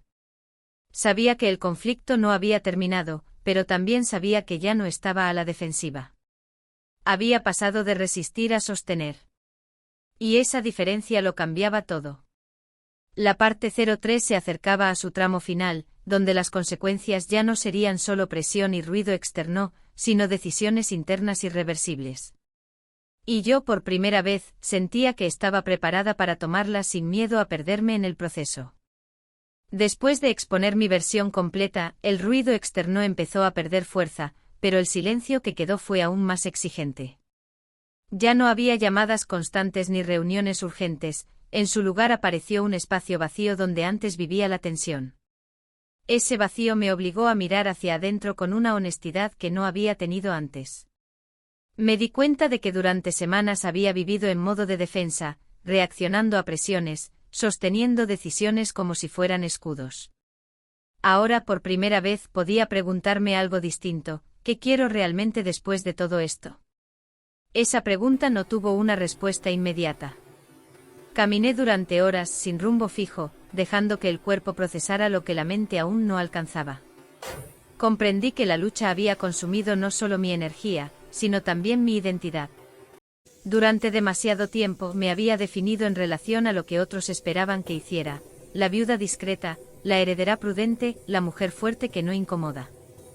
Ahora, esas etiquetas ya no me servían.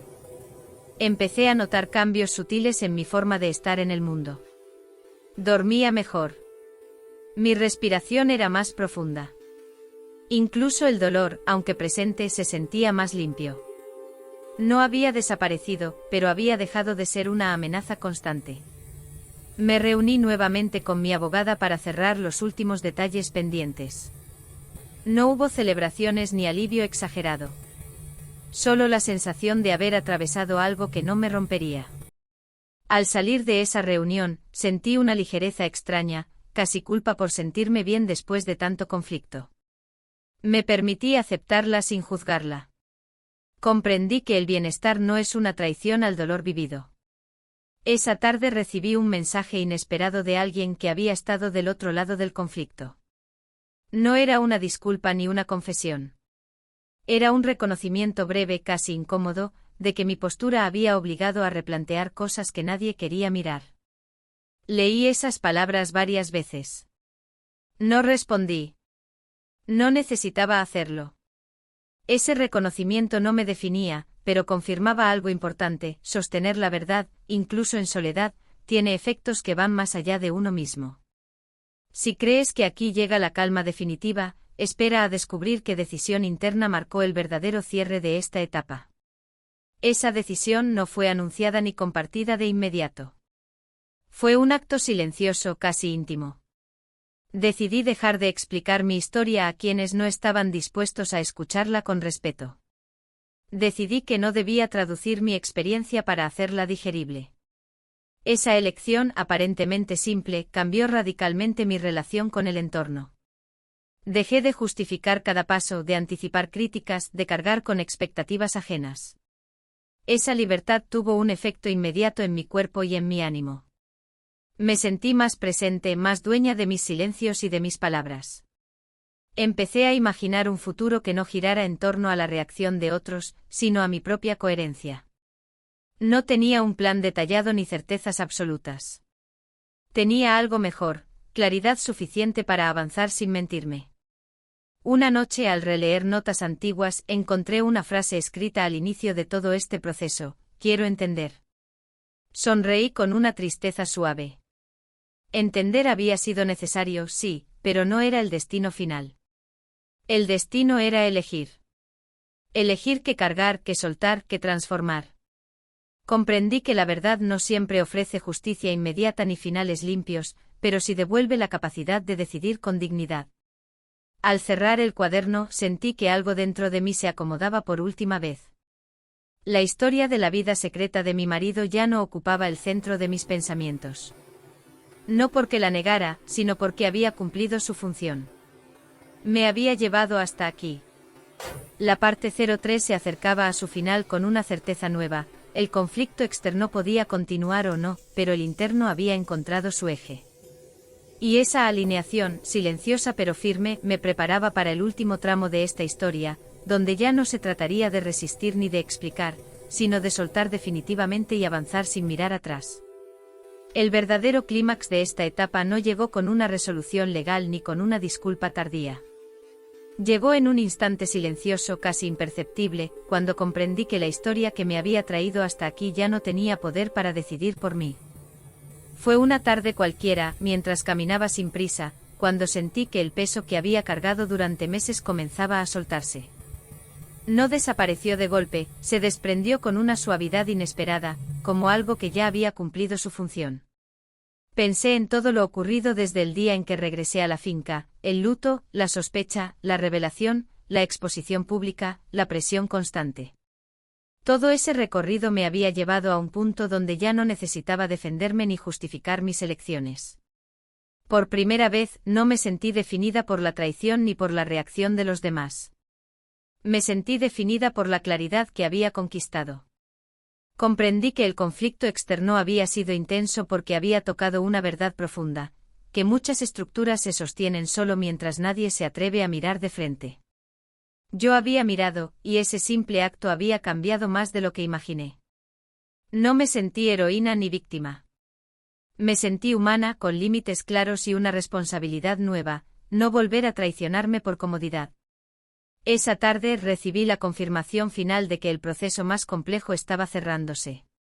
No fue un documento ni una llamada. Fue una sensación interna de alineación. Supe que ya no necesitaba seguir hablando del pasado para existir en el presente. La historia de la vida secreta de mi marido había sido el detonante, pero no era el centro de mi identidad. Había dejado de ser una herida abierta para convertirse en un aprendizaje integrado. Al llegar a casa, me senté en silencio y dejé que el cansancio me alcanzara. No era agotamiento, era descanso. Pensé en la mujer que había iniciado esta investigación emocional buscando respuestas y me di cuenta de que lo más valioso que había encontrado no era una explicación completa, sino la libertad de elegir sin miedo. Comprendí que la verdad no siempre trae paz inmediata, pero sí devuelve algo esencial: el control sobre la propia vida. Esa noche dormí profundamente, sin sobresaltos, sin repasar conversaciones ni anticipar conflictos. Al despertar, sentí una serenidad firme. No era euforia ni alivio exagerado. Era estabilidad. La parte 03 de esta historia terminaba allí, no con un cierre espectacular, sino con una transformación silenciosa pero irreversible. Ya no estaba reaccionando al pasado. Estaba avanzando desde mí. Sabía que aún quedaba un último tramo por recorrer, uno menos ruidoso pero más decisivo. La parte 04 no trataría de descubrir ni de enfrentar, sino de soltar, reconstruir y elegir un futuro que no necesitara justificarse ante nadie. Y con esa certeza entendí que todo lo vivido, incluso lo más doloroso, había sido necesario para llegar a este punto donde, por fin, podía decir con honestidad que mi vida me pertenecía de nuevo. Creí que después de todo lo vivido, el final sería evidente. Me equivoqué otra vez. Porque los verdaderos cierres no llegan cuando todo se explica, sino cuando decides qué lugar ocupará esa historia en tu vida a partir de ahora. La verdad ya estaba dicha, las consecuencias ya habían sido enfrentadas, pero quedaba algo esencial por resolver: ¿quién sería yo sin el peso constante de esa revelación? Fue en ese umbral silencioso, cuando el conflicto dejó de empujar desde afuera, que comprendí que la última etapa no tenía que ver con mi marido, ni con la finca, ni con quienes habían reaccionado al romperse el silencio. Tenía que ver conmigo y con la forma en que elegiría seguir adelante. Quédate hasta el final, porque esta parte no trata de escándalos ni de confrontaciones, sino de algo más difícil y más valioso: aprender a vivir sin cargar una historia que ya no te define. Los primeros días después de ese clímax interior fueron extrañamente simples. No ocurrió nada extraordinario, y sin embargo todo era distinto. Me despertaba sin esa urgencia constante, sin la necesidad de revisar mensajes o anticipar reacciones. El silencio que antes había sido una amenaza, ahora se sentía como un espacio abierto. Empecé a notar detalles que habían pasado desapercibidos durante meses: la forma en que respiraba con más profundidad, la ligereza en mis movimientos, incluso la manera en que el tiempo parecía expandirse cuando dejaba de medirlo en función del conflicto. Comprendí que durante mucho tiempo había vivido en modo de supervivencia emocional, adaptándome a contextos que no me incluían plenamente. Ahora, sin darme cuenta, estaba reaprendiendo a habitar mi propia vida. Decidí entonces hacer algo que había postergado desde el inicio: revisar mis planes personales más allá de la finca y del legado de mi marido. Me senté con una libreta y escribí sin orden ni expectativas. No eran grandes proyectos ni decisiones definitivas. Eran preguntas. ¿Dónde quiero vivir realmente? ¿Qué necesito para sentirme en paz? ¿Qué estoy dispuesta a no volver a aceptar? Esas preguntas, simples en apariencia, me confrontaron con una verdad profunda: durante años, muchas de mis decisiones habían estado condicionadas por la comodidad de otros. No por imposición directa, sino por una lealtad mal entendida. Al reconocerlo, no sentí culpa. Sentí claridad. Esa claridad me permitió soltar la idea de que debía reconstruir algo roto. Nada estaba roto en mí. Había estado contenida, limitada, silenciada en ciertos aspectos. Ahora simplemente estaba recuperando espacio. Una tarde, mientras caminaba sin rumbo fijo, me di cuenta de que ya no pensaba en la vida secreta de mi marido como una herida abierta. Seguía doliendo, sí, pero de otra manera. Era un dolor integrado, no una amenaza constante. Comprendí que el perdón, en este contexto, no tenía que ver con absolverlo ni con justificar lo ocurrido. Tenía que ver con dejar de permitir que su silencio siguiera dictando mis límites. Esa comprensión fue liberadora. Me permitió mirar hacia atrás sin rabia y hacia adelante sin miedo excesivo. Si crees que esta calma es frágil, espera a descubrir la decisión concreta que tomé para no volver a perderme en la vida de otros.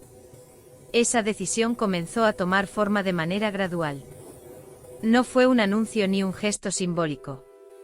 Fue un compromiso interno: no volver a quedarme donde no podía hacer preguntas, no volver a aceptar explicaciones incompletas como forma de amor. Ese compromiso cambió la manera en que me relacionaba con todo. Empecé a decir no con más naturalidad, a escuchar sin anularme, a priorizar mi intuición sin necesidad de justificarla. Noté que algunas personas se alejaban, incómodas con esa versión más presente de mí. Otras se acercaban desde un lugar más honesto. Acepté ambos movimientos sin resistencia. Comprendí que la autenticidad no garantiza compañía constante, pero sí garantiza coherencia.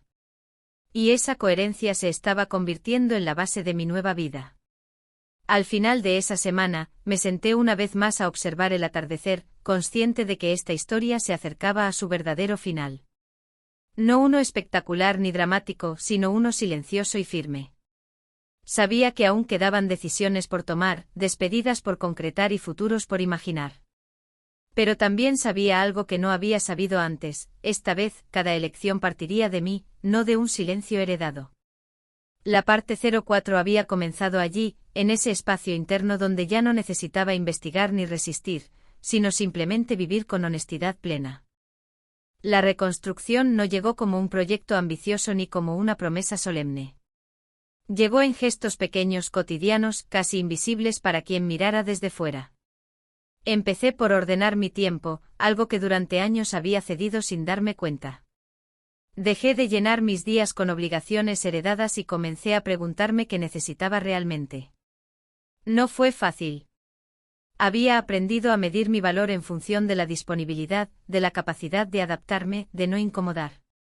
Desaprender eso exigió paciencia. Hubo días en que la duda regresó, no como miedo, sino como nostalgia de una versión de mí que sabía exactamente qué se esperaba de ella. Pero esa nostalgia no me hizo retroceder. Me recordó por qué había elegido este camino. Decidí también revisar mis vínculos más cercanos. Algunas relaciones resistieron el cambio con naturalidad, otras se tensaron. No todos estaban preparados para una mujer que ya no aceptaba silencios como moneda de intercambio. En lugar de forzar explicaciones, dejé que cada vínculo encontrara su propio lugar. Aprendí que soltar no siempre es perder, a veces es permitir que la vida se ordene sin resistencia. En ese proceso me sorprendí disfrutando de una libertad nueva, no estridente sino serena. Podía decidir sin anticipar reacciones, expresar límites sin culpa, cambiar de opinión sin sentir que estaba fallando a alguien. Esa libertad, lejos de aislarme, me conectó conmigo de una forma más honesta. Si crees que reconstruirse es solo avanzar, espera a descubrir por qué tuve que detenerme y mirar atrás una última vez. Esa pausa llegó de manera inesperada. Recibí una notificación relacionada con la venta de la finca, un trámite final que requería mi presencia para cerrar definitivamente el proceso. Volver a ese lugar, aunque solo fuera por unas horas, me provocó una mezcla de resistencia y curiosidad. No era miedo. Era conciencia. Sabía que ese regreso tendría un peso simbólico que no podía ignorar. Al llegar, sentí el impacto inmediato. No por los recuerdos, sino por la distancia. Caminé por los mismos espacios que habían marcado el inicio de esta historia y me di cuenta de que ya no me reconocía en ellos. No sentí tristeza. Sentí cierre. Firmé los documentos con calma, sin prisa ni temblor. Cada firma era un gesto definitivo, no contra el pasado, sino a favor del presente. Antes de irme, recorrí una vez más la casa. No buscaba despedidas emocionales ni explicaciones tardías. Solo quise confirmar algo, que podía estar allí sin perderme. Y lo confirmé. Ese lugar ya no tenía poder sobre mí. Al salir, respiré hondo y sentí una ligereza profunda. Había cerrado un ciclo sin necesidad de dramatizarlo. Esa experiencia me enseñó que el verdadero cierre no siempre es ruidoso, a veces es simplemente la ausencia de conflicto interno. De regreso pensé en todo lo que había cambiado desde el día en que volví a la finca con la intención de venderlo todo rápidamente. En aquel entonces huía. Ahora avanzaba. Esa diferencia lo transformaba todo. Comprendí que la reconstrucción no consiste en crear una vida completamente nueva, sino en habitar la propia sin renuncias esenciales. Esa certeza me acompañó durante los días siguientes, guiando decisiones simples pero significativas. Empecé a imaginar proyectos no como respuestas al pasado, sino como expresiones de lo que ahora sabía de mí. No necesitaba tener todo claro. Me bastaba con no volver a traicionarme. Al caer la noche de uno de esos días tranquilos, sentí una gratitud silenciosa. No por lo ocurrido, sino por lo aprendido. La historia que había comenzado como una investigación emocional se estaba transformando, finalmente, en una vida elegida con conciencia. Y aunque aún quedaban pasos por dar, sabía que ya no caminaría desde la herida, sino desde la claridad. Con el paso de los días empecé a notar que la libertad no se manifiesta como una emoción constante, sino como una forma distinta de habitar lo cotidiano. Ya no necesitaba recordarme a cada instante lo que había vivido para sentirme fuerte. La fortaleza se había vuelto un estado silencioso, presente incluso cuando no pensaba en ella. Me sorprendí reaccionando de manera diferente ante situaciones que antes me habrían generado ansiedad. Una llamada inesperada, un cambio de planes, una opinión contraria. Donde antes había tensión, ahora había margen.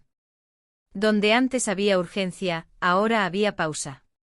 Comprendí que la identidad que estaba construyendo no se basaba en negar el pasado, sino en integrarlo sin permitir que dictara cada decisión. Empecé a reconocerme en gestos simples, elegir cómo pasar una tarde, decir que no sin explicar demasiado, aceptar el silencio sin llenarlo de justificaciones. Esa versión de mí no era nueva, siempre había estado allí, esperando espacio. Si crees que la libertad solo se mide en grandes decisiones, espera a descubrir cómo los pequeños actos diarios consolidaron definitivamente mi transformación.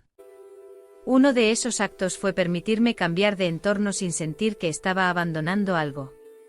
Decidí mudarme temporalmente no por huida, sino por exploración. Quería experimentar mi vida sin los ecos constantes de lo vivido. El nuevo lugar no tenía historia compartida, ni recuerdos superpuestos. Al principio, esa neutralidad me resultó extraña. Luego, profundamente reparadora. Caminaba por calles que no conocían mi pasado y eso me permitió conocerme desde otro lugar.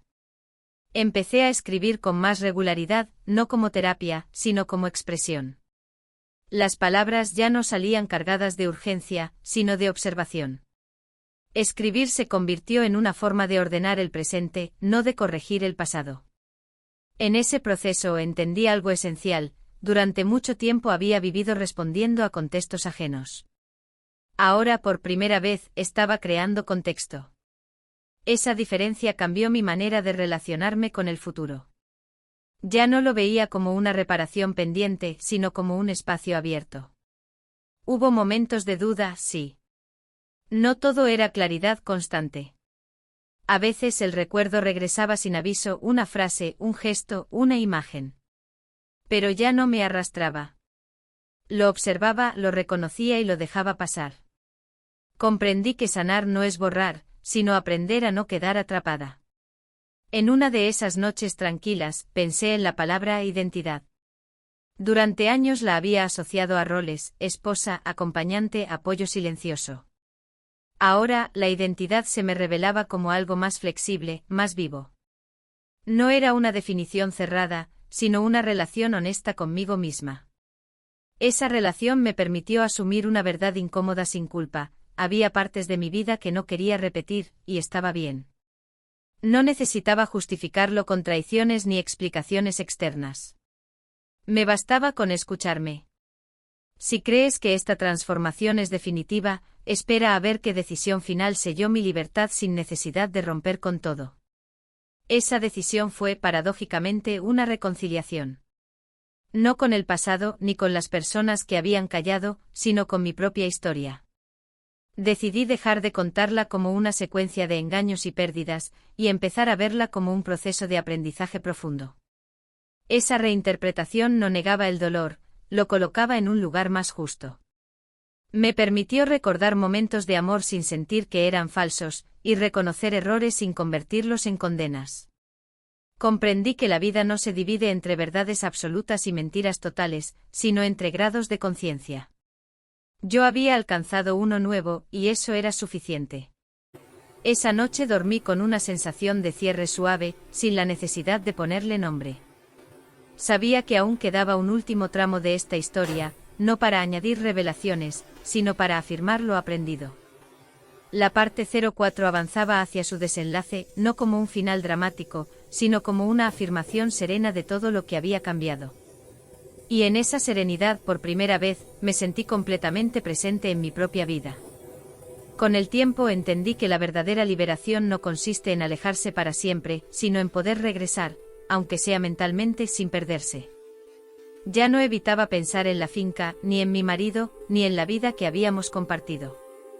Simplemente los recordaba desde un lugar distinto, sin esa urgencia de resolverlo todo. Esa distancia emocional no me volvió fría, me volvió clara. Empecé a notar cómo mi forma de relacionarme con los demás también había cambiado. Escuchaba con más atención, pero hablaba con más precisión. Ya no sentía la necesidad de suavizar mis palabras para proteger sensibilidades ajenas cuando eso implicaba traicionarme. Tampoco buscaba imponer mi verdad. Había aprendido que la claridad no necesita volumen. En encuentros casuales, algunas personas mencionaban el pasado con cautela, como si temieran reabrir heridas. Yo respondía con serenidad. No porque el tema no doliera, sino porque ya no me definía. Ese cambio silencioso pero evidente me confirmó que el proceso estaba llegando a su madurez. Una tarde recibí una invitación inesperada para asistir a un evento social vinculado a personas que habían estado presentes durante los momentos más tensos. Dudé antes de aceptar. No por miedo, sino por honestidad. Me pregunté si quería estar allí. Esa simple pregunta, que antes habría sido impensable, me dio la respuesta.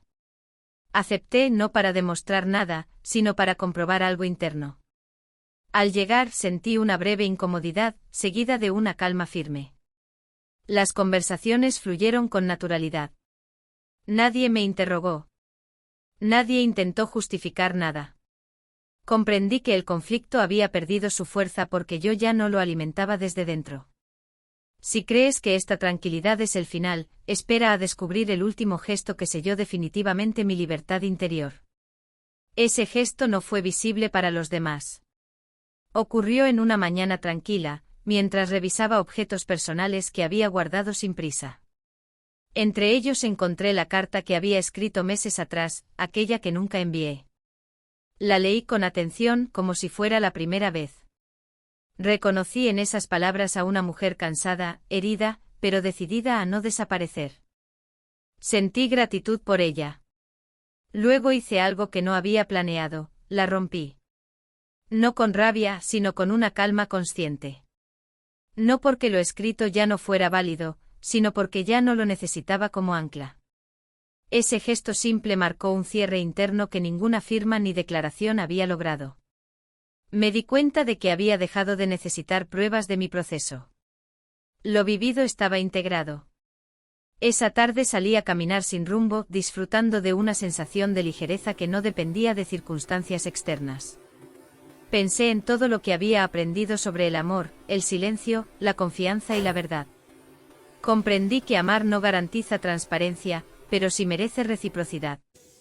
Que callar puede parecer una forma de cuidado, pero termina siendo una forma de abandono. Y que la verdad, aunque incómoda, siempre ofrece un punto de partida más honesto.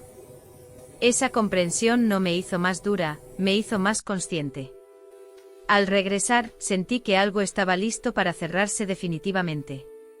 No la historia en sí, sino mi necesidad de volver a ella una y otra vez. Sabía que el último bloque no sería una revelación ni una despedida dramática, sino una afirmación serena de todo lo que había cambiado. La parte 04 avanzaba hacia su final con una certeza tranquila: no todo final necesita ruido para ser real. Algunos se manifiestan simplemente como la ausencia de peso donde antes había carga. Y esa ausencia, silenciosa y firme, era la señal más clara de que la libertad que había buscado ya estaba conmigo. El cierre no llegó como una revelación final ni como una certeza absoluta. Llegó más bien como una continuidad tranquila. Un día me descubrí viviendo sin pensar en lo que había pasado, como una herida activa. No porque lo hubiera olvidado, sino porque había dejado de organizar mi vida alrededor de ello. Esa constatación fue sencilla, casi discreta, pero profundamente transformadora. Comprendí que la libertad que tanto había buscado no estaba en cambiar de lugar, de entorno o de historia, sino en cambiar la relación que tenía con lo vivido. Ya no necesitaba demostrar fortaleza ni justificar mis elecciones. Simplemente las habitaba. Mirando hacia atrás, entendí que volver a la finca para venderlo todo había sido solo el pretexto. El verdadero viaje había sido interno, lento y exigente. Había atravesado el duelo, la traición, la exposición y la presión externa para llegar a un punto donde podía decir, sin dramatismo, que mi vida me pertenecía. No de una forma idealizada, sino real, con todo lo que eso implica. Acepté que algunas preguntas nunca tendrían respuesta completa, y que esa incompletud no era un fracaso, sino parte de la condición humana. Aprendí que no todo silencio es protección, que no toda lealtad es amor, y que la verdad, aunque llegue tarde, siempre tiene el poder de reordenar lo esencial. Esa comprensión no me volvió desconfiada, me volvió consciente. Empecé a elegir desde ese lugar. Mis días se llenaron de una normalidad nueva, sin sobresaltos innecesarios. Las decisiones ya no se sentían como reacciones, sino como expresiones. Me permití planear sin miedo a equivocarme, cambiar de opinión sin sentir culpa, avanzar sin necesidad de cerrar todas las puertas del pasado con llave. Comprendí que vivir no exige garantías, sino presencia. En algunos momentos el recuerdo regresaba, suave, sin violencia. Lo recibía sin resistencia. Sabía que formaba parte de mí, pero ya no dictaba mi rumbo. Esa convivencia pacífica con lo vivido fue, quizás, el logro más grande de todo el proceso. No había ganado una batalla externa ni reivindicado una verdad absoluta. Había recuperado algo más valioso, la capacidad de estar en paz conmigo misma. Y esa paz no dependía de la aprobación de otros ni de finales perfectos. Dependía de haber elegido no volver a desaparecer dentro de una historia que no me incluía por completo. Hoy, cuando pienso en aquella mujer que volvió a la finca con el corazón pesado y la mirada nublada, siento una ternura profunda. No la juzgo. La agradezco. Fue ella quien tuvo el coraje de quedarse, de mirar, de preguntar y, finalmente, de soltar. Gracias a ella, hoy puedo caminar con una ligereza que no viene del olvido, sino de la integración. La historia termina aquí, no porque ya no haya nada por vivir, sino porque este capítulo ha cumplido su propósito. No hay moraleja grandilocuente ni promesa idealizada. Solo una certeza tranquila, incluso de las verdades más dolorosas pueden hacer una vida más honesta. Y esa honestidad, silenciosa pero firme, es una forma profunda de libertad. Si esta historia resonó contigo, quédate un momento más. Suscríbete, deja tu comentario y comparte este relato con alguien que necesite recordar que soltar no es perder, sino elegir vivir con verdad. Aquí seguimos contando historias que no buscan ruido, sino sentido.